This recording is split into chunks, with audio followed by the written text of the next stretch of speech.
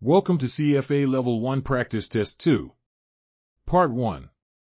In this session, we will solve 10 questions from the Ethical and Professional Standards domain by BISP Trainings. Question number 1. John Miller, CFA, is an analyst at a brokerage firm. He is evaluating Company X. His firm uses a proprietary dividend discount model for valuation. Using the firm's standard assumptions for growth rate, G, and discount rate, K, the model indicates the stock is fairly valued. Miller's supervisor, who is keen on generating more trading commissions, suggests Miller use a slightly higher, yet still plausible, growth rate assumption in the model. This higher growth rate would result in a buy recommendation. If Miller complies, his actions would most likely violate which CFA Institute standard of professional conduct? A. Contacting her largest clients first, then other clients. B. Distributing the report to all clients and firm personnel concurrently. C. Advising clients who have previously invested in similar stocks before a general release. D. None of the above.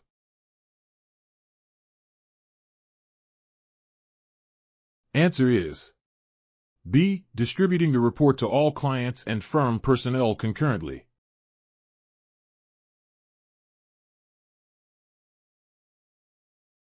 Question number 2. Sarah Chen, CFA, a research analyst at a brokerage firm, has just completed a research report on a small-cap company. Her recommendation is to buy with a target price significantly above the current market price. Chen wants to ensure she complies with Standard 3B, fair dealing when disseminating this recommendation. Which of the following actions would be the most appropriate way for Chen to disseminate her recommendation? A. Contacting her largest clients first, then other clients. B. Distributing the report to all clients and firm personnel concurrently. C. Advising clients who have previously invested in similar stocks before a general release. D. None of the above.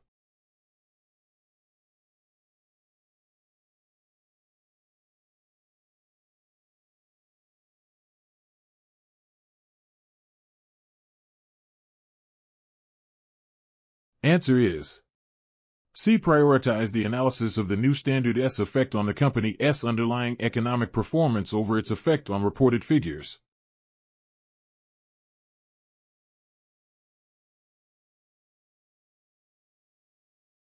Question number 3. In communicating with clients about investment recommendations, members and candidates must clearly articulate that any expectation of returns above the risk-free rate is fundamentally linked to A. The investment's liquidity. B. The acceptance of additional risk. C. The manager's past performance. D. None of the above.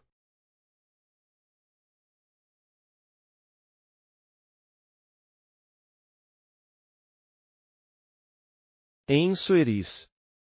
D. The acceptance of additional risk.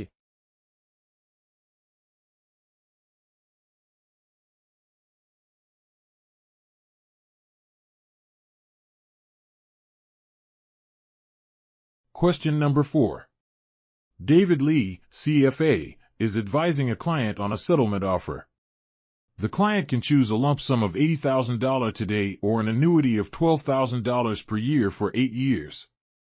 Lee determines that 5% is an appropriate discount rate.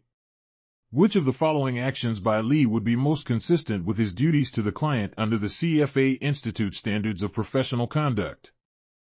A. Recommending the annuity because its present value is higher than the lump sum. B. Recommending the lump sum because its value is higher than the annuity's present value.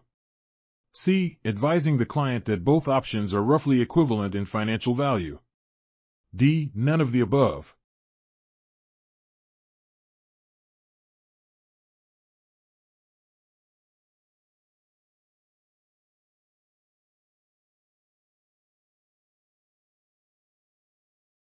Answer is B. Recommending the lump sum because its value is higher than the annuity's present value.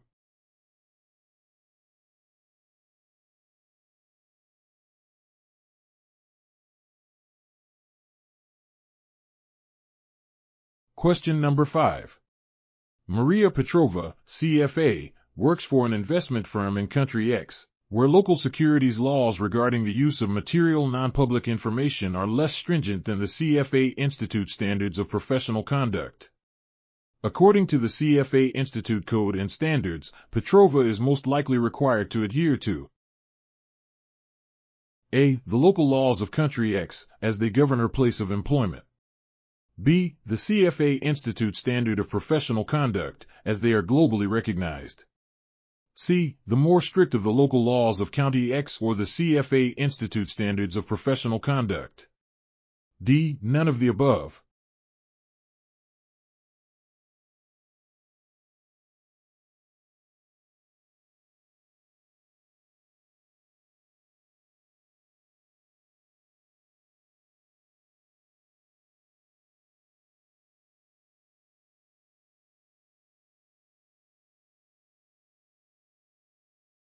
Answer is C. The more strict of the local laws of County X or the CFA Institute Standards of Professional Conduct.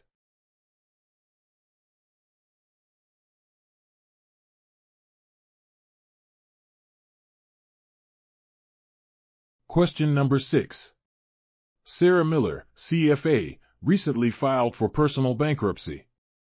The bankruptcy was primarily due to significant, unforeseen medical expenses and did not involve any fraudulent activities or deceitful conduct. Under CFA Institute Standard I.D. misconduct, Miller has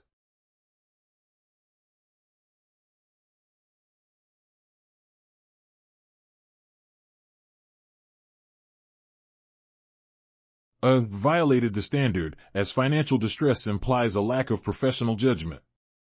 B. Not violated the standard, as the bankruptcy did not involve dishonesty, fraud, or deceit. C. Violated the standard, as any personal bankruptcy reflects poorly on a member's professional competence. D. None of the above.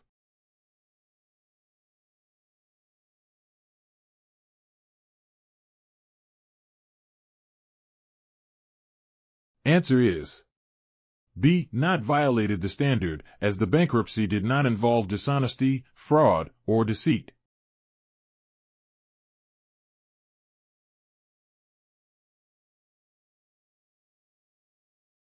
Question number 7.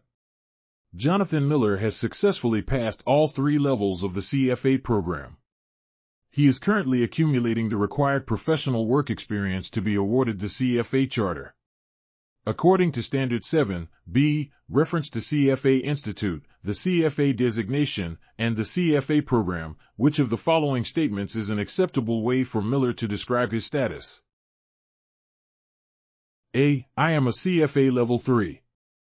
B. I am a CFA designee, pending experience. C. I have passed all 3 levels of the CFA program and may be eligible for the CFA charter upon completion of the required work experience. D. None of the above.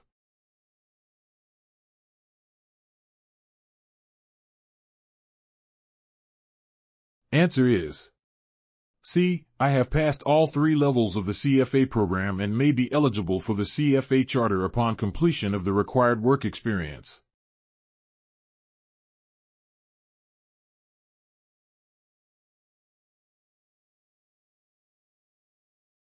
Question number 8. Which statement concerning a firm's claim of compliance with the Global Investment Performance Standards, GIPS, is most accurate? A. The verification by a third party is mandatory for a firm to claim GIPS compliance. B. To claim FIPS compliance, a firm must meet all applicable GIPS requirements on a firm-wide basis. C. A firm may claim GIPS compliance for a specific strategy if that strategy to all GIPS requirements. D. None of the above.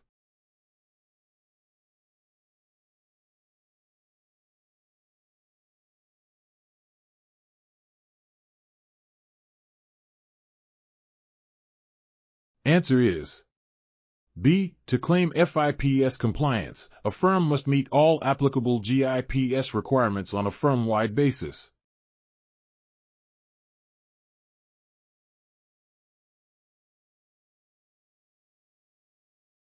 Question number 9. An analyst, David, is valuing a company using the Gordon Growth Model, GGM. His inputs are an expected dividend next year, D1, of $2, a required rate of return, K, of 12%, and his independent research indicates a sustainable long-term dividend growth rate, G, of 5%. David's supervisor instructs him to achieve a target stock price of $40. To reach this target price, David would need to revise his growth rate, G, assumption from 5% to 7%. If David makes this change to the growth rate solely due to his supervisor's instruction and without new supporting research, he would most likely be violating A. Standard, B. Independence and objectivity. B. Standard 4, A. Loyalty. C. Standard V, A. Diligence and reasonable basis. D. None of the above.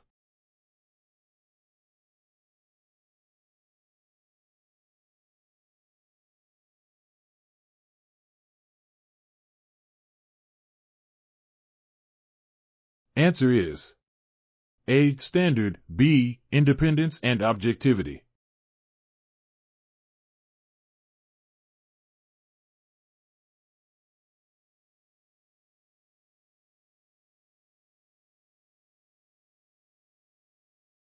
Question number 10. A fundamental ethical responsibility for investment professionals, as outlined in the CFA Institute Code of Ethics, is to place the interests of A. Their firm foremost. B. Society above their clients. C. Clients above their own personal interests. D. None of the above.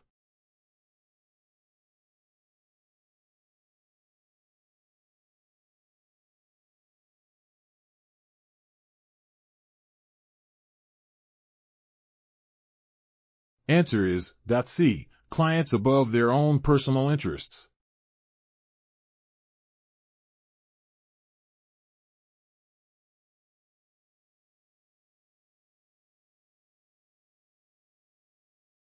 Thanks for watching. For more learning videos and tutorials, subscribe BISP Trainings.